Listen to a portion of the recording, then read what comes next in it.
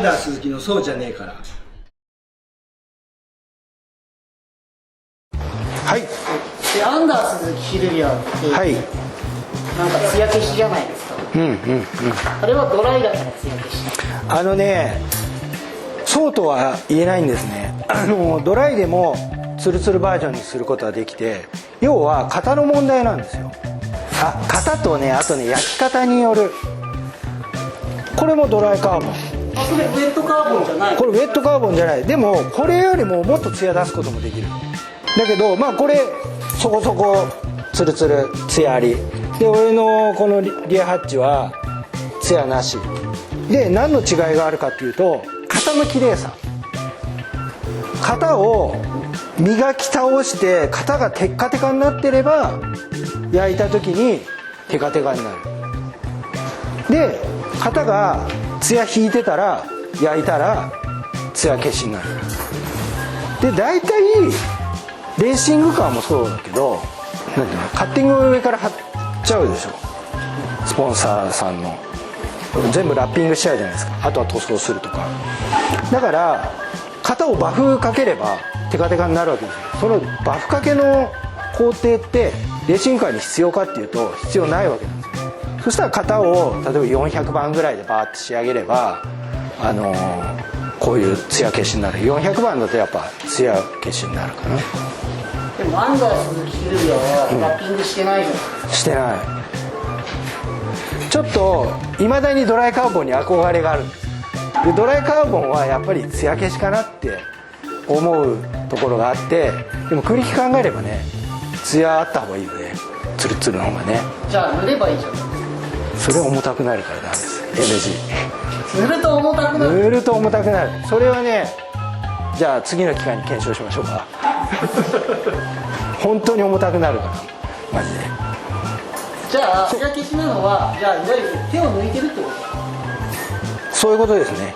であえてこうなんつうの、質感を、ドライカーボンの質感をあえて出すっていう言い方もできるけど、であとはね、焼くシステムにもよるんですよね。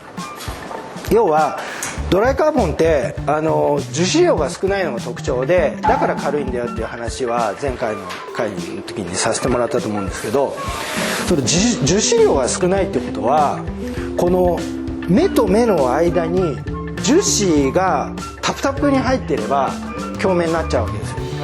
だけどその樹脂が少なくて網目の間にも樹脂が足りないぐらいになると、それは艶が出ないわけなんですよね。だから樹脂量が少ないからドライカーボンっていうのは艶が引きがち。そんな中でもなるべくいい商品を使いたいんで、僕らはそのオートクレーブっていう加圧できる装置に入れるわけなんですけど、圧力をかけるとこう樹脂がもうギューって押しつぶされて浸透するんですよね。でその少ない樹脂も頑張って均一になじもうとするから圧がかかっていると。そうするとパコッと抜いた時に樹脂が少ないにもかかわらずこう面がねつるっとして出るっていう。ハニカムが入ってる入ってないっていうのが、ハニカムが入ってるとやっぱ圧力あんまり上げられないんですよ。だからハニカムが入ってるとこっていうのはザラザラしがち。これも裏にハニカム入ってるんで結構オートクレーブ入れてるけどちょっとザラザラしてる。だからこうやって板物でもうギンギンに加圧すれば、ハニカムも入ってないけどギンギン加圧すればこうやってできる。だこれも板側をもっと磨いてやればこう顔が映るぐらいピカッとなると思う。だから軽いものでできるだけこう美しいものを作りたいっていうので頑張ってオートクレーブに入れようみたいな。でオートクレーブがない場合はもう本当人間のこう本当プロの腕の見せ所っていうか、もうきっちり角を出すように押してったり、いろんなね工程をまめにやれば綺麗なものが出来上がります。このザラザラ加減はそんなとこですね。だから単純にツヤがあるからツヤがないからドライカーボンってわけじゃないと。ツヤがあるドライカーボンもあるし、ツヤがないドライカーボンもあるし、それは型の仕上げ方の違いです。はい。